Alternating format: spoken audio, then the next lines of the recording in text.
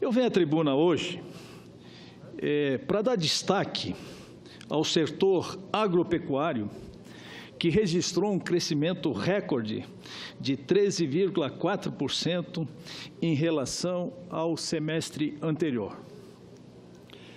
Conforme a imprensa anunciou, a economia brasileira registrou no primeiro semestre desse ano um crescimento de 1% do produto interno bruto, ou seja, todas as riquezas produzidas no país, interrompendo um longo e duradouro período de recessão, que já perdurava por mais de 2 anos.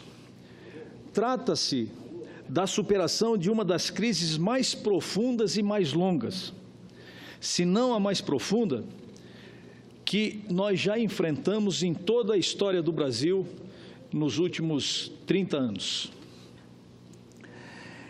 Felizmente, os últimos dados do IBGE dão conta e indicam a recuperação da indústria, que cresceu menos de 1%, cerca de 0,9% nos primeiros 3 meses de 2017. Após, como eu já falei, sucessivos trimestres de retração. Já o setor de serviço, muito embora não tenha registrado crescimento econômico, ao menos estancou a retração pela primeira vez nos últimos anos, após uma fatídica série de índices também negativos.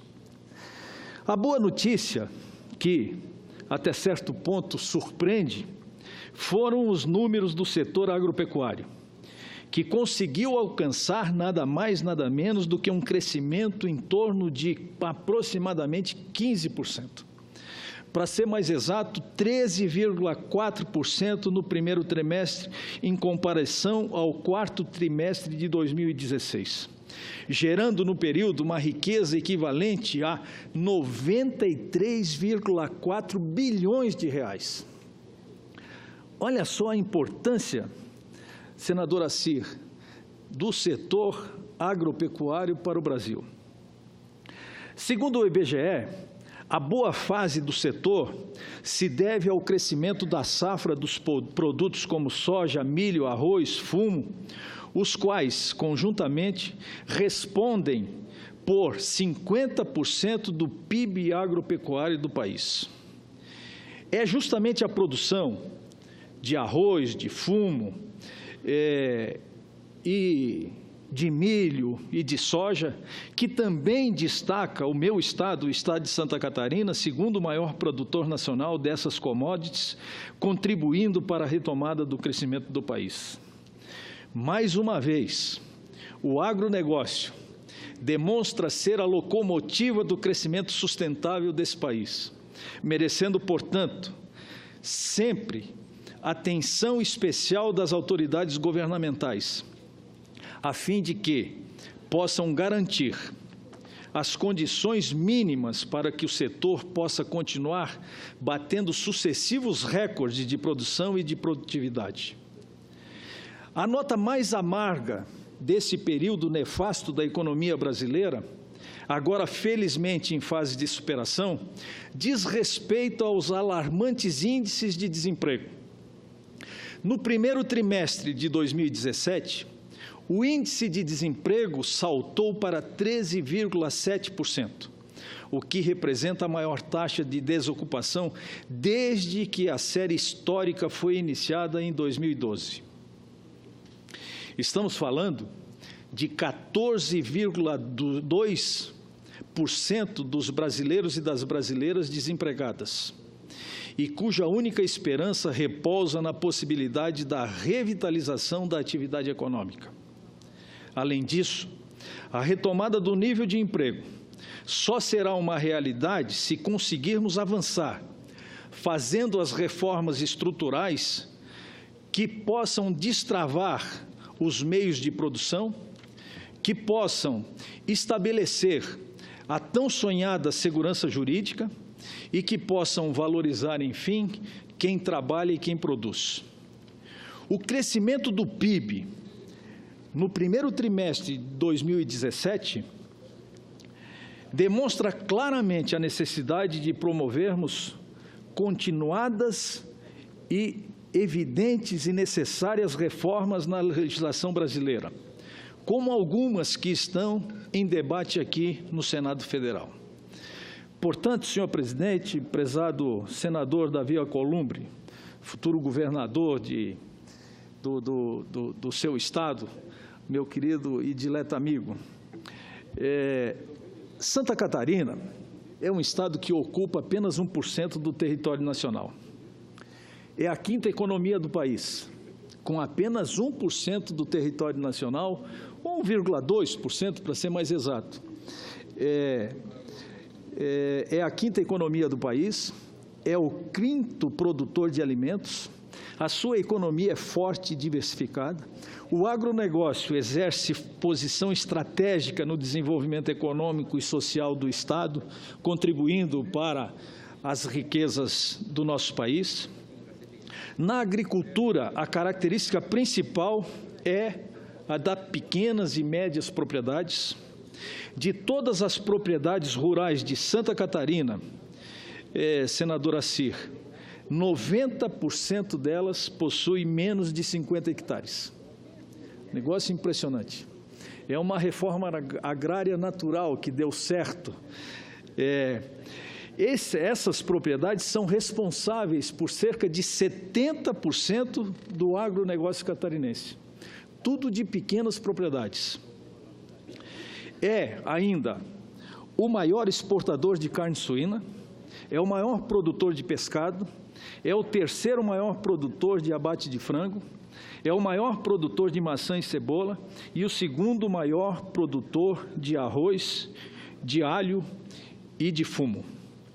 Portanto, senhoras senadoras e senhores senadores, o agronegócio realmente exerce, como eu já falei, uma missão de vanguarda, estratégico mesmo, no desenvolvimento desse país, pois ele responde, ou respondia, antes desse crescimento recorde das nossas commodities nesse último trimestre, respondia por cerca de 25% do PIB brasileiro, ou seja, cerca de 1/4 de toda a riqueza produzida no país vem do agronegócio, é responsável por cerca de 40% ou mais, chegando agora próximo dos 50% de tudo que é exportado no Brasil, de tudo que nós exportamos no Brasil. É um negócio interessante, é um dado relevante que precisa ser difundido, discutido e explicitado, que cerca de 40%, 45% de tudo que é exportado no Brasil é exportado através do agronegócio brasileiro. E 30% da força do trabalho também vem desse setor. E em Santa Catarina não é diferente. O agronegócio responde por cerca de 20% do PIB catarinense e por mais de 6% de todas as exportações brasileiras. Portanto, eu queria aqui, nesse momento, me congratular com todos os produtores rurais desse país. Aquele que acorda cedo de manhã, que vai para a roça, que planta na sua pequena propriedade, até os grandes produtores de commodities, de soja, de milho, de feijão, de arroz, de cebola, os agropecuaristas, enfim, os integrados, as cooperativas de Santa Catarina, que é um modelo de descentralização. E esse país ele tem que deixar de ser um país imperialista. Imperialista, que eu digo, no sentido da concentração dos recursos. Porque não é possível que esse princípio federativo possa funcionar com a concentração desses recursos de tal forma como está acontecendo nesse exato momento, ou que sempre aconteceu no país, onde praticamente 60%, 70% dos recursos fica aqui na União, cerca de 25% aproximadamente fica nos estados e 13%, 14%, 15% talvez fique nos municípios. Quando, na verdade, em países como a Alemanha, por exemplo, esse cenário é completamente diferente. 50% vai para os municípios e os outros 50% são destinados à União e aos estados. Por quê? Porque é no município, senador Assir, que a pessoa precisa do hospital para ser atendido. Não é nos estados e na União. O que é a União? A União é abstrato, quer dizer, a União. A União nada mais é do que a integração de todos os municípios brasileiros. E é lá que ele precisa de saúde, precisa de educação, precisa se locomover, precisa de segurança, precisa, enfim, de emprego, de trabalho para sustentar sua família e construir o seu futuro. Então, eu sou um municipalista convicto, porque eu tenho absoluta certeza que os recursos que vão para o município, eles, primeiro, são mais transparentes, são mais fiscalizados, têm mais eficiência, os resultados aparecem com mais rapidez e, efetivamente, a população fica a valorizar mais o seu prefeito, o seu representante local, que sabe onde mora, que sabe quais são as suas atitudes, e por isso nós não podemos poupar recursos nem investimentos para que o municipalismo possa crescer cada vez mais em nosso país. Eu gostaria de ouvir Vossa Excelência com muito prazer, senador Assir. Só para lhe cumprimentar, senador Darubberg, pela sua posição. E é nas cidades que nós moramos. Os prefeitos, os vereadores, eles é que sabem, de fato, quais são os problemas maiores que nós temos nas cidades e sabem como resolvê-lo. Não tem a condição financeira para isso. Por isso a importância de nós, cada vez mais, destinarmos recursos para os nossos municípios. Pois lá, como Vossa Excelência muito bem colocou, as pessoas estão próximas do prefeito, dos vereadores. Eles sabem exatamente quais são os grandes problemas, os grandes gargalos dos seus municípios. Por isso, cumprimento Vossa Excelência pela posição que é muito parecida com a nossa. Eu sou municipalista ao extremo. Tudo aquilo que nós pudermos avançar, melhorar para a receita dos municípios é melhor para a melhoria de qualidade de vida do cidadão brasileiro, que terá sempre um benefício mais rápido se for através das prefeituras municipais. Então, Vossa Excelência está corretíssimo. Da mesma forma, com relação ao resultado da produção agrícola brasileira. Mais uma vez, é o agronegócio e o seu estado, que nós estamos tentando ficar, a nossa Rondônia ficar como está Santa Catarina, dá uma prova de que é através da agricultura familiar que é a solução para os nossos problemas.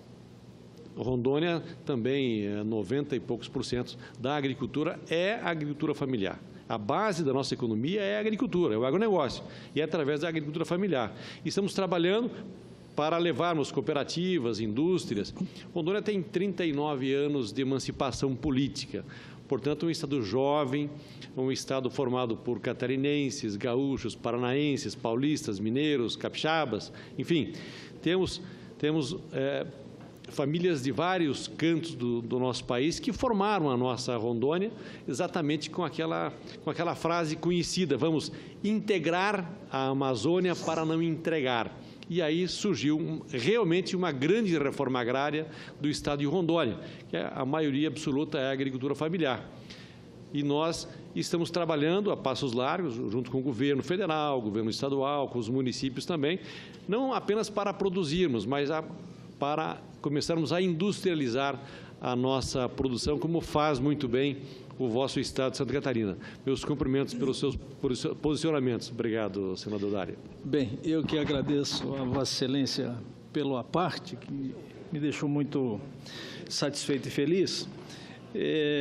Evidentemente que desejando também ao Estado de Rondônia todo o sucesso desejado e merecido, e, sobretudo, por ter um representante da altura de Vossa Excelência aqui na mais alta casa legislativa do país.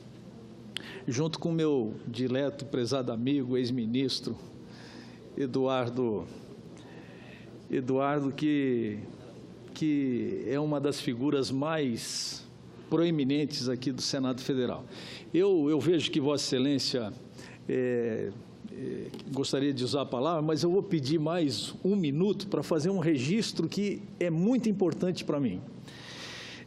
Santa Catarina é o segundo estado do país com menos homicídios apontado pelo Atlas da Violência. É o segundo. Não é de todo ruim, mas para nós é muito ruim, porque até esse estudo nós éramos o primeiro, então fomos para segundo lugar. Mas tem um relato que eu gostaria de fazer aqui, que dão conta que a cidade de Jaraguá do Sul e Brusque, principalmente Jaraguá do Sul, é a cidade mais segura do Brasil para se viver. Então, o relatório que mostra o panorama das mortes violentas indica que Jaraguá do Sul e Brusque, como as cidades de até 100 mil habitantes mais pacíficas do Brasil. O estudo tem base nos dados de 2015 e mostra que Santa Catarina é o estado com a segunda maior taxa de homicídios do Brasil. Então, é a segunda, não é a última, entendeu? No ranking é bom que se saiba que nós estamos em segundo, só perdendo para São Paulo, por incrível que pareça, com apenas 12,2 homicídios para cada 100 mil habitantes. Em 2015, o Brasil registrou 59.080 homicídios, ou seja, 28,9 mortes a cada 100 mil habitantes. Do total, 957 foram em solos catarinenses. Além de Jaraguá do Sul e Brusque, Blumenau também figura entre as 30 cidades mais pacíficas do Brasil, na 21ª posição, com 61 homicídios registrados, num total em 2015, Florianópolis ocupava a 41ª posição naquele ano. Índice que deve mudar substancialmente em 2017, já que só nos 5 primeiros meses desse ano, na capital do estado de Santa Catarina, já se registrou 90 homicídios. Das cidades pesquisadas, todas elas, Criciúma apresentou o pior desempenho em Santa Catarina, com uma taxa de 29 mortes a cada 100 mil habitantes. O estudo do IPEA fez um contraponto entre a cidade mais violenta do país, que é Altamira, no Pará, com a cidade menos violenta, que é Jaraguá do Sul, em Santa Catarina, para tentar explicar as diferenças entre cada uma. São apontadas questões socioeconômicas, a forma como se deu o crescimento das cidades, as oportunidades de trabalho, a geração de renda e as próprias políticas públicas. Em 2015, a cidade catarinense possuía 164 mil habitantes e um IDH de 0,8%, 0,803%, enquanto que a cidade do Norte contabilizava 108 mil cidadãos e um IDH de 0,665 de IDH, enquanto também o índice era de 46,1 pessoas com mais de 18 anos com o ensino fundamental completo, enquanto que Jaraguá do Sul, o ensino fundamental completo chegava a quase 80%. E as vítimas dessa triste realidade que nós vivemos no Brasil são homens, negros e jovens na sua maioria. Já estou terminando, senhor presidente. Dos 59 mil homicídios em 2015, mais da metade, 31.264, foram de jovens entre 15 e 29 anos. Uma redução de 3,3% em relação a 2014. Os jovens são as principais vítimas, que correspondem a 92% dos município em 2015, enquanto que a cada 100 mortos, 71 são negros. Em Santa Catarina, de 2005 a 2015, houve um aumento de 50% da taxa de homicídios de negros. De acordo com a informação do Atlas, os negros possuem chances 23,5 maiores de serem assassinados em relação a brasileiros de outras raças, já descontados o efeito da idade, a escolaridade, o sexo e o estado civil. Concluindo agora mesmo, senhor presidente, é só para dizer que a violência tem aumentado significativamente no Brasil e tem ferido de morte, sobretudo, a nossa juventude, os nossos jovens que vão de 14, 15, 16 até 25, 26 anos. Isso é muito ruim porque nós estamos ceifando uma geração inteira, que certamente estão nessa situação vulnerável por falta de oportunidade de emprego, e o jovem não tendo emprego, ele tende a ir para a droga.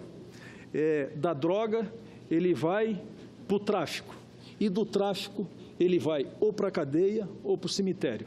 Essa é uma triste realidade que nós constatamos do retrato da violência em nosso país. Lamentavelmente, é esse o relato da violência que agora atinge também as médias cidades do Brasil, que estão migrando com um índice de violência alarmante, que realmente o governo precisa estar atento para que essa política pública possa ser exercida com mais rigor, para que nós possamos ter a nossa juventude com oportunidade de emprego, com geração de renda e que possam constituir as suas famílias nesse Brasil do futuro que nós tanto sonhamos. Muito obrigado, senhor presidente.